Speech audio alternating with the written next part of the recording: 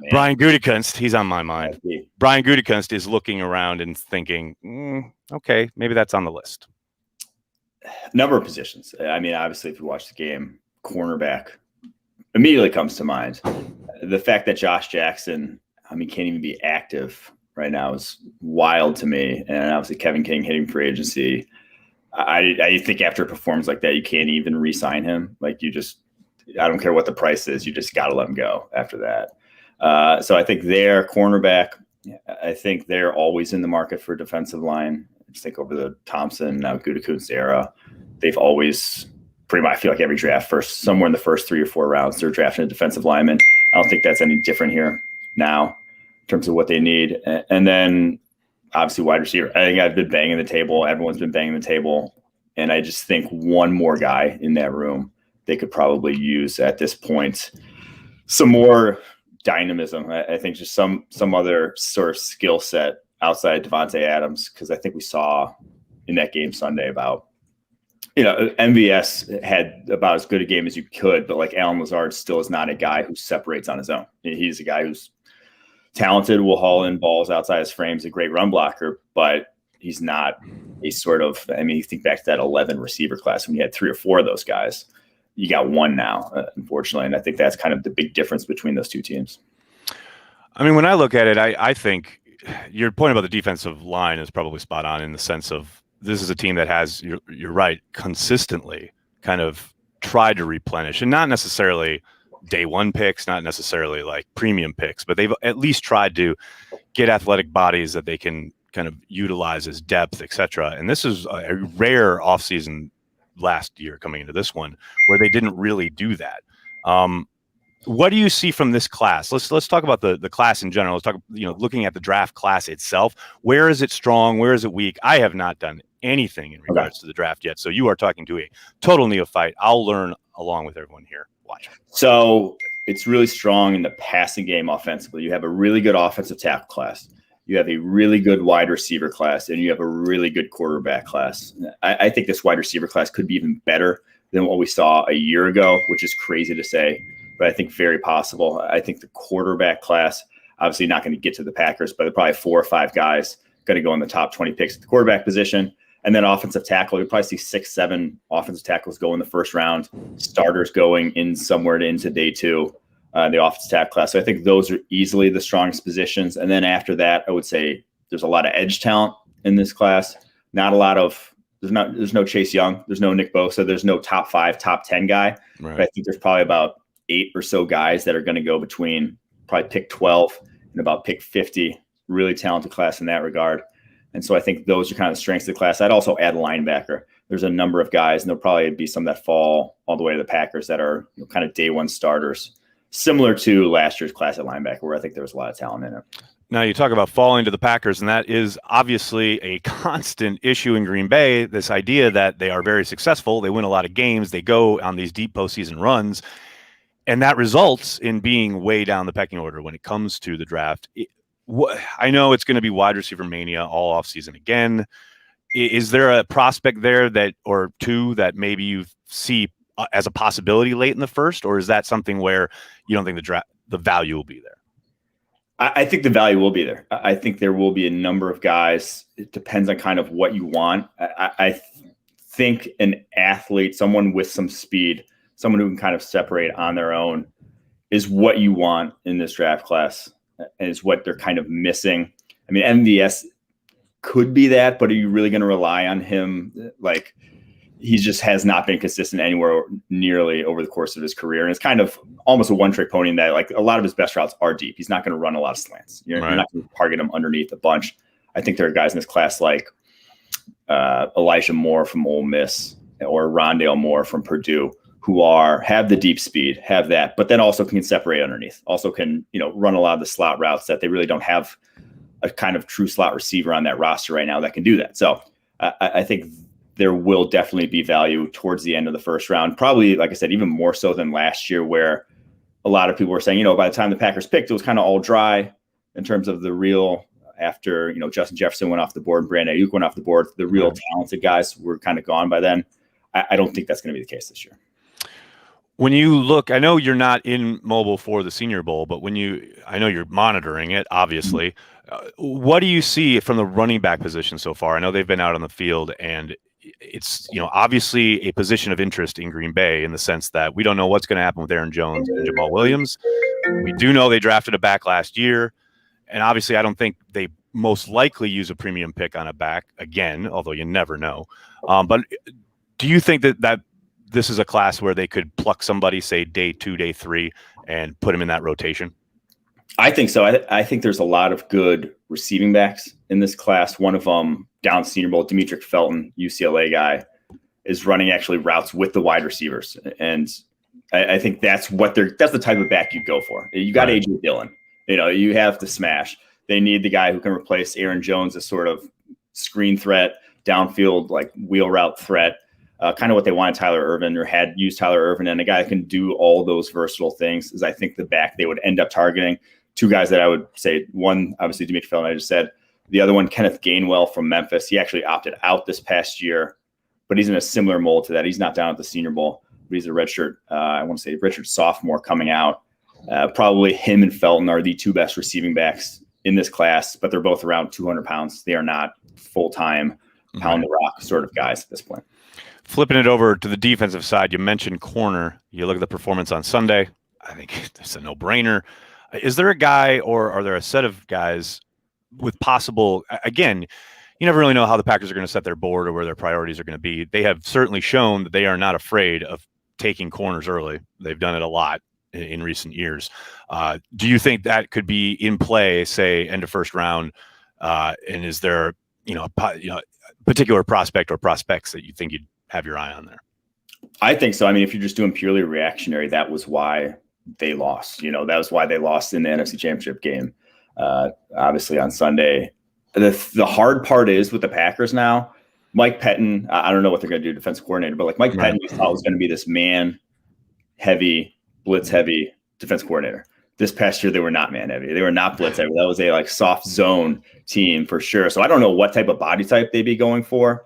If someone like J.C. Horn, though, South Carolina cornerback, he's probably like one of the better man corners in this class. If he falls there, I think that's ideally, that's how the Buccaneers set their secondary. They have 3-man corners in Jamel Dean, Carlton Davis, and Sean Murphy-Bunting. I think that's kind of how you want to sort of build your cornerback group in today's NFL. They have Jair Alexander. He is that wholesale. He can run man coverage. He can do anything, to be honest. But they have that. If you get another guy in that mix on the opposite side of him, I think that allows you a lot of freedom as a defense coordinator when you have two guys that can do that, because a lot of guys can play zone, not a lot of guys can play man. So I do think if I were to go somewhere, J.C. Horn falls to me at the back end of the first round, that's where I'd go. But there's not really a ton of then great man cornerbacks after that. I don't think if he doesn't fall there might not be one that falls to you.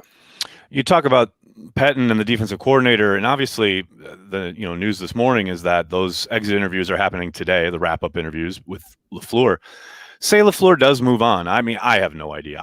I've said in my morning chat, I wouldn't be surprised either way. I'm not going to be surprised if he sticks with him. I'm not going to be surprised if he fires him. But let's say they do decide to move on, and depending on how quickly the hire gets made, how difficult is that for evaluators, say down in mobile, who are looking at these guys? And I know they always try and poo-poo it. They always try and brush it aside. But if you are in the midst of a scheme change or a coordinator change, how much tougher does that make your job as an evaluator, not knowing what system or scheme you're working on? Yeah, I do think it's big, especially at the cornerback position, to some degree defensive line, but not quite as much. I think talent still trumps all there, but definitely cornerback and linebacker to a degree of what you're going to be asking them. Like really right now, they use a linebacker. They're not a right. linebacker system, like that. They're really not. Like if you're going to still be running that much dime, you got to look at more safeties then is what you're probably scouting down. You're looking at guys like Hamza Nasruddin, a Florida State safety who's like 6'4", 220. Like you're looking at those box dime safety type of guys instead of actual true linebackers down there. So I do think it matters a lot, because if you're trying to put a square peg in a round hole, and I think that was kind of Josh Jackson's almost downfall with the Packers, was he was just never. That's what I was going to add. That was literally kind of where I was heading. That's where I was kind of heading here, because I remember when he was coming out, there was first round buzz about him. and I was working at the Green Bay Press Gazette at that time, and at the combine, I heard all sorts of people saying he ain't going in the first round, and because of his lack of speed and his lack of experience, and in the kind of the 1 year that he had done it, he looked good, and so I put him in I didn't include him in my first round mock draft, and people freaked out, and then he goes in the second round, in the sense that like he gets to Green Bay, and you thought the length. I understand he was not seasoned, but I would have expected him to develop a lot more and a lot better than he apparently did or has. Yeah. But then Kevin King goes out for a stretch this year. They insert Jackson, and while he had some up and down moments, he actually played pretty solid ball. But now, like you said, they couldn't even get him activated down the stretch. Yeah, that was the weird thing. Like they finally started playing zone. He looks like he's playing well. His only issues are really just penalties. Yeah, like, the grabbing downfield is a real bug. Ball, like they were penalties, and like finishing at the catch point, like not getting to the ball, which like really wasn't that's kind of fluky stuff. That's a very small sample size. He was good at that back at Iowa, so I don't think that was something that was too concerning necessarily going forward. But yeah, it was very weird. The bigger thing was he also couldn't play the slot. Like he was not a slot cornerback, so he was never going to be able to kick in there. And I think that's kind of he didn't have the versatility too. So he was either going to be outside cornerback or nothing. And I think they prioritized guys who had kind of the versatility to do more. No, it's funny because he just seems like a bit of a clone of Kevin King, who, obviously had his worst game as a pro on Sunday. There's zero doubt. And to your point earlier, yeah, there's no question. I can't imagine a world where they bring him back, especially because they have to pay him. But it does create a bit of a void there. You mentioned the fact that they only, mostly play with one linebacker on defense. Do you think Chris Barnes is the way forward, or is there a guy or a group of guys in this draft you think, if they're there end of whatever round, that the Packers could take a swing? I don't think I'd go for a linebacker in the first round if I'm the Green Bay Packers. I think Barnes is serviceable enough, especially with the way you're coordinating your defense right now, to get by with, to still field an elite to, a top 10 defense. Look at what the Rams did. They had maybe the worst linebacker group in the NFL and had the best defense in the NFL. It's not that important of a position in the modern day. You want to cover down the field. You don't really need to finish every tackle within 2 yards of the line of scrimmage. That's not the biggest deal. So yeah, if there's a very clear upgrade for them sitting in the first round, like someone like Jeremiah Owusu-Koramoah is a Notre Dame linebacker projected to go top 15, top 20. If he falls to you and he's a freak athlete, by all means, go get that guy. There are just so few difference makers, though, at the linebacker position. It's kind of like tight end, I feel like, in the NFL today, where there's maybe like 6 guys where you'd really want to pay them and think they're going to value add for your defense year in, year out. Whereas other guys, like a lot of other guys, are just kind of scheme specific and will have one good year and then one bad year, depending on what they're asked to do. So, yeah, I probably wououldn't go with that position in the first round. I think they're more than all right there to still be a good defense. Is this a year, and I guess that's every year really if we're talking about the Green Bay Packers, but is this a year where you could see them trading out of the first round, especially since they're so far down the pecking order? And if you get to that point of the draft, there's a lot of times, a lot of years where the value, no matter what position you're picking, is pretty similar. Could you see Brian trading back and getting a pick or two? I think this would be a very smart year to move back. Less about these guys than really ever before in terms of good point. 20 or so opt-outs, guys who just didn't play this past year, even guys that did 3 or 4 games, really not a great sort of feel for who they are. You won't have the combine. You won't have a lot of pro days. It's just going to be a different sort of a distinct lack of information compared to years past, to where you can't feel certain about your evaluations. And so take more chances at that point. I mean, it makes a lot of sense. For those of you who don't know, Mike and I met at the combine years ago. He is maybe not the most vocal Packers fan, but he is a Packers fan, even though he doesn't ever wear it on I was his gonna say sleeve. most of my tweets are not positive for the Packers, even though I'm the guy who, when I'm watching the game and anyone says anything negative, I'm very upset at. I can't watch games with people who get negative about the Packers. Right. But most of my tweets are usually negative. Usually critical of decision making, because I stew on the negative after. I know. Hey, man, we're all human and it happens. So how did you watch the game on Sunday? I got to know, because obviously every Packers fan is now, this is it's a rite of passage, and we've been through so many NFC championship crushing disappointments that haunt us. How did you enjoy this one, Mike? Yeah. So I was home alone. I did our pregame show at the office, and everyone was staying there to watch at the office. I'm like, I'm not going to watch with anyone who's not like going to be on the same page as me. I went home. I cleaned like my whole place as I watched it because I couldn't sit still, and I was just doing there. It was tough. I don't think it was as bad as, well, I guess the Falcons one, no one really cared. Like the Falcons one and the 49ers just ran into a buzzsaw. They ran out of gas in that year. That one wasn't tough. The Seattle one obviously is the tough But the Seattle one I think was worse because you could point to one play and be like, that play goes differently, they win. There wasn't like one real play that you for sure knew swung the game in this one. I don't know, that Kevin King play, it gets close. Yeah, but they're not in that position if Rodgers doesn't throw the interception, and Brady doesn't even get the chance if Redmond holds on to his dropped interception. But I don't think I'll ever be as crushed as though the Giants won back in 2007. Man, I was there. Corey was there. That's right. I was like, that one ruined like my month, and then Favre retired. That was my second semester senior year of high school, and I just had the worst. It just like the best time in high school. I was a little bit worse. Oh, I love it. What do you make of heading into the offseason? I'm talking to Mike Renner from Pro Football Focus. Nice enough to give me some time with his draft expertise, as I know nothing about the draft, as everyone knows. But looking at the roster, obviously these decisions have to get made, and the roster will look a very different way once the draft arrives. We've talked about Kevin King, most likely gone. The running back position. Do you think there's any chance they pay Aaron Jones, or do you think it's a foregone conclusion that he's out the door? I think it would be insane for me to see them pay Aaron Jones, especially like the AJ Dillon pick was nail in the coffin. You don't make that pick if you're going to pay Aaron Jones. Yeah, I very much agree with that. And then you've got Jair and Devontae heading into the last years of their deals. Obviously, that's got to be, both of those are priority signings. What does that mean for Corey Linsley? I mean, do you think that's another guy we're going to have to bid adieu? Yeah, I do not see how they can keep him around. He's going to be asking for, I mean, he is on the older side. He's not going to get probably top dollar at the center position, but he's going to come close to it.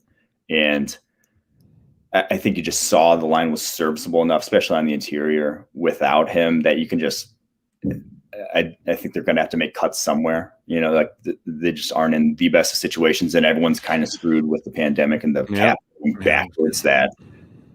I think he might have to be. The only way I could see him coming back is if the market really bails on everyone. And I think it's going to be a really weird free agency period. That's the thing. That's what's kind of driving me nuts when I go through, who they could let go, and there. I think there's a possibility for exactly what you're talking about there, where guys could hit the market and just hate it. They hate what they are offered or not offered and say, okay, Green Bay, I'll take your team-friendly deal. Yeah, and I could see him coming back on like a 1 year, $10 million. Precisely. And just being like, I know this scheme, I'm going to play well again, and then hopefully the market bounce back next year and I can sign a long-term deal. Absolutely. Mike, I can't thank you enough for hanging out and talking Packers and NFL draft. Let's do it again, because Lord knows, like I said, I know nothing about the draft, and it's always good to talk to people who do. Yeah, as a longtime GSED TV listener and former commenter back in the day, back in college, really appreciate having me on. You do fantastic work, guy. Well, very kind of you to say. Thanks so much, Mike, and we'll talk to you soon, man.